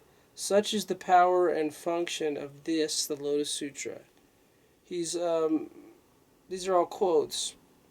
This refers to the teaching pertaining to the Buddha's enlightenment. Okay. One need hardly point out that the power and function pertaining to these two kinds of teachings, those intended for the instruction and conversion of others and those pertaining to the Buddha's enlightenment, clearly differ greatly in their relative merits. One should pay very close attention to this passage, for it reflects, as in a mirror, the proper system of classification to be applied to all the sacred teachings of the Buddha's lifetime. So basically, just to refresh, it's saying that every teaching prior to the Lotus Sutra was meant for the conversion of others, and only the Lotus Sutra was meant for the enlightenment of a Buddha, or pertains to the enlightenment of the Buddha. So it's the only true teaching that is really Buddhism. The other ones are just to get you to get to Buddhism. Now once you get there, you're ready to practice real Buddhism, which is the Lotus Sutra. That's the only real teaching, according to this Buddha and the other Buddhas. Okay, did I see a mosquito? No, not yet. So maybe it was a figment of my imagination, like those dust fairies or whatever they were before. Okay, so I'm going to read a little bit longer just in case he comes out. I'm putting my legs here up on the spotlight. Okay. Where did I just end? Okay, this is really bright in my eyes. I'm going to turn it a little bit this way. To experience to the full the realm of Buddhahood refers to the doctrine of the 10 factors. One comes to fully realize and understand that these 10 factors in the 10 worlds are mutually inclusive, that the causes and effects of the 10 worlds and the 10 factors, the 2 types of wisdom, provisional and true, and the 2 kinds of realms are all contained within one's own life, within everyone's life without exception, and hence one can fully comprehend the Buddha's words. To call up faith in the essential nature of phenomena means to have faith that the thus come one of original enlightenment is present within one's own life as the embodiment of the 10 worlds, as the mind of the 10 worlds, and as the form of the 10 worlds. So, here again, the Buddha from time without beginning, which this is saying, is no other than you and me, those who practice the Lotus Sutra. We are all the original. It says that thus come one of original enlightenment. Original enlightenment means from time without beginning. Because it says that original enlightenment is eternally endowed within a Buddha. So eternally means from time without beginning. Okay. Just in case you guys were wondering why I called my radio show From Time Without Beginning. Okay. Otherwise known as Kuan Ganjo. To broaden the way of the perfect and wonderful teaching is to broaden and enlarge one's thoughts of rejoicing over the fact that since the 2 types of teachings, the teachings intended for the instruction and conversion of others and those pertaining to the Buddha's enlightenment, are teachings that are inseparable, fusing with God. This bright light, my eyes just went blind. Fusing with and interpenetrating one another. They are comparable to the three virtues inherent in the single jewel, namely the jewel itself, its brilliance, and its precious nature. Okay. These are the three factors of life. That these two practices are never for a moment separate from one another, and that there is nothing lacking in the teaching of the Buddha, so that one is thus assured of attaining Buddhahood in the course of a single lifetime. So all those people who said Nichiren wasn't a Buddha because you can't just become a Buddha right away in one lifetime. This says right here, everyone who practices the Lotus Sutra will, of course, attain Buddhahood in their lifetime. So, of course, they're a Buddha. So, you're a Buddha, I'm a Buddha, everybody's a Buddha if you're practicing the Lotus Sutra. Thank you very much.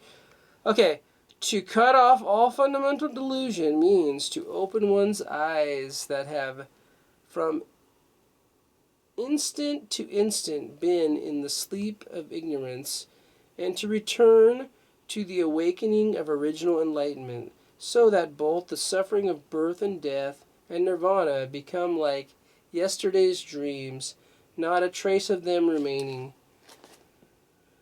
To free oneself from transgressions marked by change and advance has the following meaning. There are persons who gain rebirth in one or other of the three lands: the paradise of the land of sages and ordinary mortals, the paradise of the land of transition, and the paradise of the land of actual reward. In these lands, they practice the Bodhisattva way, hoping to attain Buddhahood. They build up causes. Through their practice, they gain different results, and step by step, they advance upward, hoping over the course of numerous kalpas to attain the far-off goal of Buddhahood. This is what is meant by transgression marked by change and advance. In this realm, to abandon the form associated with a lower level is called death, and to move up to the higher level is called birth. This process of birth and death is in fact pain and suffering in the Pure Lands.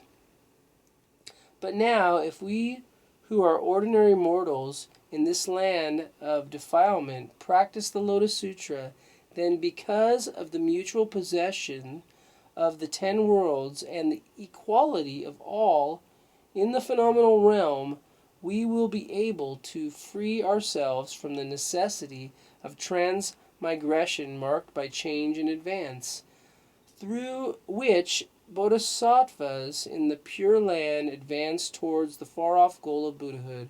We will increase our practices of the Buddha way and will be able to compress the process of kalpas of transmigration marked by change and advance into a single lifetime.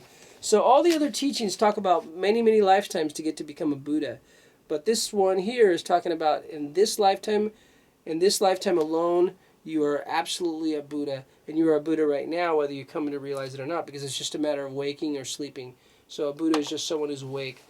So sometimes you're sleeping, sometimes you're waking, sometimes you're both sleepwalking or wake sleeping or whatever you want to call it. Okay. Where are we?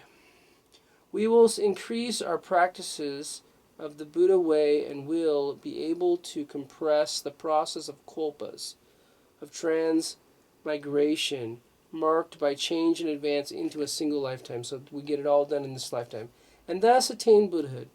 Therefore, when they form a relationship with the Lotus Sutra, bodhisattvas who carry out religious practices in their present bodily form, and those who do so and also attain the realization of the non-birth and non-extinction of all phenomena, may increase their practice of the way and free themselves from the suffering of birth and death.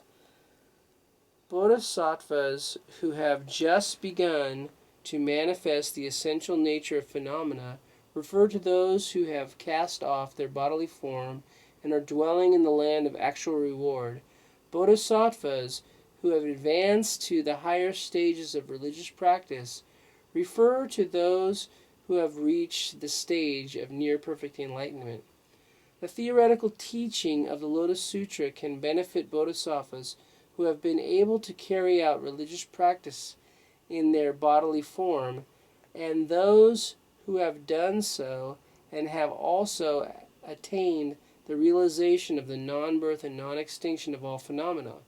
The essential teaching of the Lotus Sutra can benefit bodhisattvas who have just begun to manifest the essential nature of phenomena, and those who have done so and advanced to the higher stages of religious practice. But now the theoretical teaching has been opened up and merged with the essential teaching to form the one wonderful law. Therefore, we ordinary mortals in the land of defilement can use the power of our religious practice to benefit bodhisattvas who have attained rebirth in the Pure Land and advance through the 10 stages of development or have reached the stage of near perfect enlightenment. Therefore, this practice is highly effective in spreading the teachings abroad. So, some crazy people think that Nichiren was a nationalist, and here he's talking about spreading the teachings abroad, and all people are equal throughout all different lands. So nowhere in any of his writings is anything towards nationalism at all whatsoever. But the Nichiren Shu followers during the World War II used Nichiren Buddhism, totally twisted it into the idea of nationalism and war, which has absolutely nothing to do with any of his 4,000 pages, or how many pages, I forget. Yeah, 2,000, 1,000. It's 2,000 or more pages. Anyway, this may be not all of his writings. Yeah, there's nothing in any of his teachings that are at all nationalistic. This refers to the function of the teaching for the instruction and conversion of others, and it brings benefit that are widespread and profound.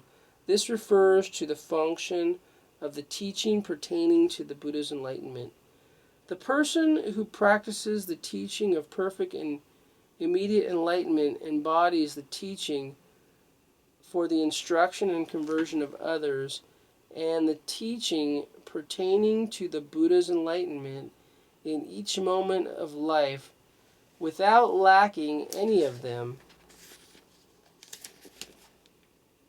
Thus, on a horizontal plane, the effects of the practice spread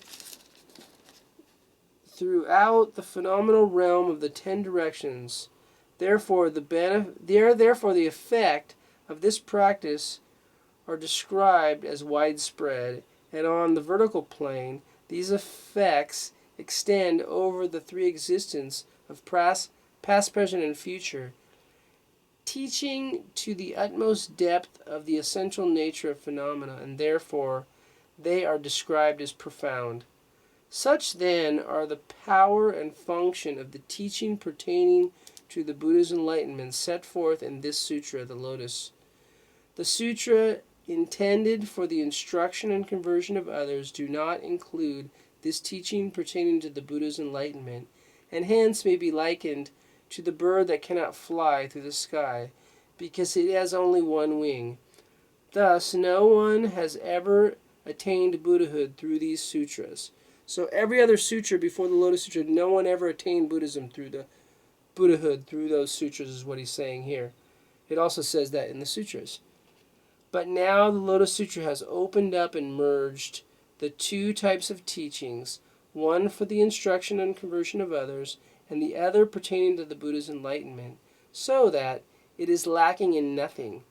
It is like a bird with 2 wings that flies without hindrance. This is to say, through this sutra, Buddhahood can be attained without delay. Without delay means it's instant. It means instant karma is going to get you. It means you're a Buddha right away. You don't have to wait till the end of your life. You don't have to wait for anything. This is saying without delay means right now, because you're eternally endowed with the nature of Buddhahood, as this Gosho says.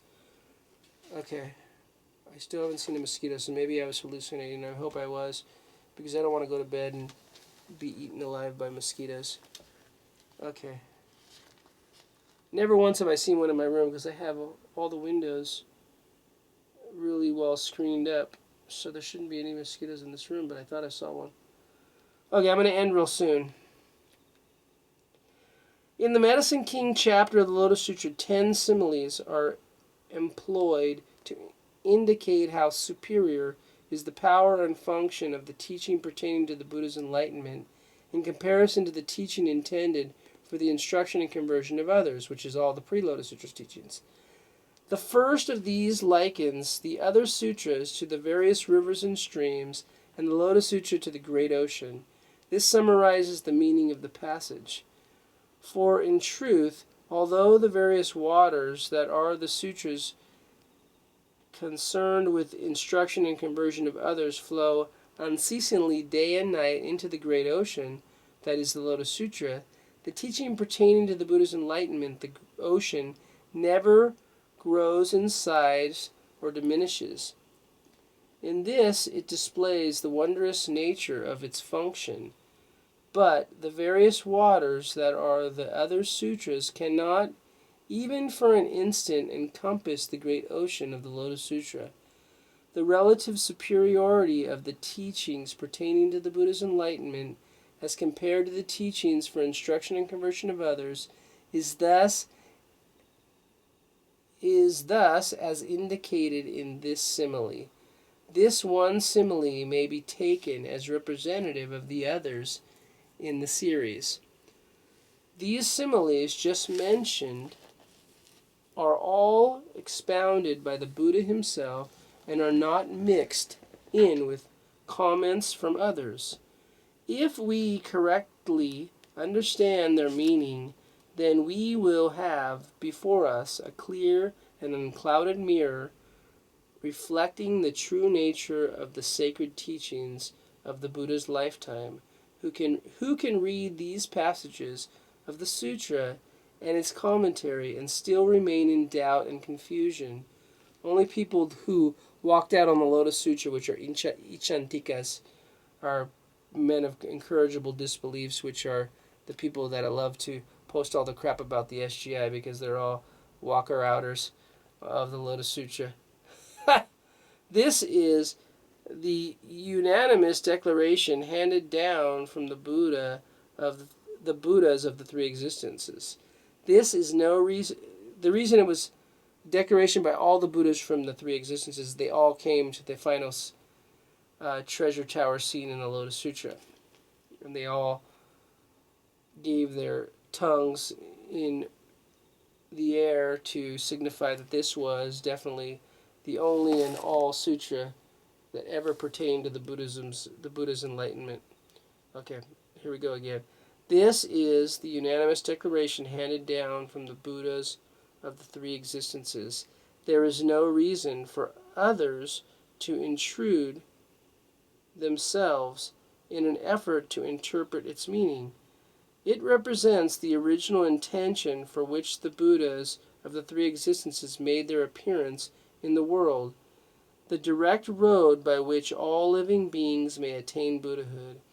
The schools that have been established on the basis of the sutras preached in the first 42 years of the Buddha's preaching life, sutras that are concerned with the instruction and conversion of others, are the Flower Garland, the True Word, Bodhidharma, Pure Land, Dharma Characteristics, Three Treatises, Precepts, Dharma Analysis Treasury, and Establishment of the Truth Schools. All of these set forth doctrines that belong to the 8 teachings propounded prior to the Lotus Sutra, and all are a form of expedient means. That is, they are expedient means employed to lead and guide others and fall into the category of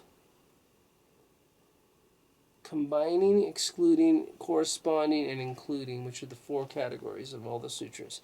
This is the order in which the Buddhas of the three existences put forth their teaching. One must take cognizance of this order when discussing the doctrinal teachings. Anything that goes contrary to this order is not the teaching of the Buddha. The thus come one Shakyamuni, the Lord of Teachings, took full cognizance of this order observed by the Buddhas of the three existences in setting forth their teachings, and not a single word of his teaching went contrary to that order, and declaring that he did the same as those Buddhas, the Buddha says in the Lotus Sutra, follow the same fashion that the Buddhas of the three existences employed in teaching the teachings. I now will do likewise, preaching a law that is without distinction. End quote. If one goes contrary to that fashion, then one is turning against the original intent of the Buddhas of the three existences. The founders and teachers who have set up their own various schools and challenge the teaching of the Lotus School are committing the most erroneous of errors and suffering from the most deluded of delusions. I think we can end it all there because that's pretty much says it all. Okay, so this is going to be the 10th installment next, so I hope you enjoyed all those. Please like them and please subscribe to my page because I'm going to do a lot more readings that you'll like. And check out all my healing videos. Alright, peace out, love you all.